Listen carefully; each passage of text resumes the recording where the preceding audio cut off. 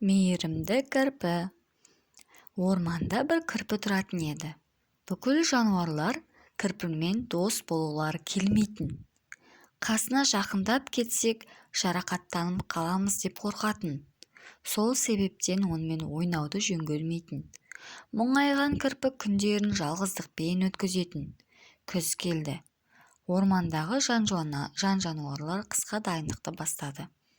Суық күндерден аман шығу үшін азық жинауға кірісті. Солардың бірі сұр қоян еді. Орман жақта бір егістікте сәбіздер өсетін. Сұр қоянның сол егістіктен сәбіз жинағанына бірнеше күн болды. Күніне 2 рет сәбіз жинауға шығып, қоян ініне бір күнде 4 сәбізден әкелетін. Аптаның әр сенбі күні кешке сұр қоян жинаған сәбіздерін санайтын. Жиналған сәбіздердің жалпы саны 24 болу керек еді. Санаса 18-і ғана бар екен. Қалған 6-ы қайда екенін таппай уайымға кірді. Сұр қоян ұйқыға кетті. Келесі күні сәбіз жинап келген соң тағы да санаймын ғой деп ойлады. Таң ата сұр қоян сәбіз жинауға тағы шықты. Барлық санаған сәбіздерінің саны 28 болды. Сұр қоян бұған таң қалып қалды. Сәбіздерінің бәрі орнында тұр екен. Бұл қалай болғаны? деп ойланды. Осылайша әр апта сайын қайталанып отырды.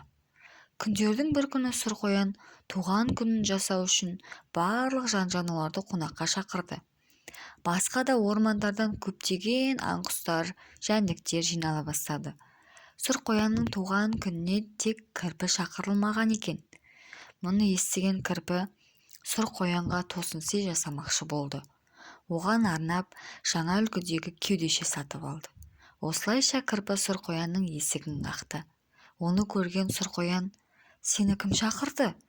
Елге тиер пайдаң жоқ, сен бізбен қалай дос болмақшысың?" деп есікті жауып алды. Көзіне жас толған кірпі еңсесі түсіп үйіне қайтты. Оның бар арманы дос табу еді. Кірпіге енді бұл арманы орындалмастай болып көрінді. Күндер өтті, апталар өтті. Сұр қоянның сәбіздері одан ары жоғала берді. Бір қызығы, жоғалған сәбіздер қайтадан өз орнына келіп отырды. Сұр қоян демалу үшін достарымен серуенге шықты. Алдарынан сәбіз көтеріп жүгіріп келе жатқан кірпіні кездестірді. Сонда сұр қоян: бәлем, сен екенсің ғой менің сәбіздерімді ұрлап жүрген. Қалайша білмегенмін?"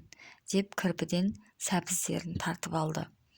Мұны естіген кірпі не дерін білмеді. Осылайша жылап қалған кірпі тікеннің қоянның достарының біріне тиіп кеткенін байқамай қалды. "Не деген сұмдық, осыдан кейін сенімен қалай дос боламыз?" деп айқай салды қояндар. Кірпі көз жасымен үйіне қарай жүгіре жөнелді. Сұр қоян достарын ініне шақырды. Інге жақындап қалған кезде олар алаяқ түлкіні көрді. Оның қолында сұр қоянның жинап жүрген сәбіздері бар екен. Алаяқ түлкі қаша жөнелді. Сол кезде ғана сұр қоян кірпінің керісінше көмектесіп жүргенін түсінді. Ол істеген қылық үшін қатты қынжылды. Осылайша кірпінің үйіне кешірім сұрап келді. Кірпіге болған жайттың бәрін түсіндірді. Онымен достасу үшін қол алысты. Осы күннен бастап кірпіге мейірімді кірпі деген есім берілді. Кірпі орман сақшысы деген атақ алды. Жаңадан достар тапты.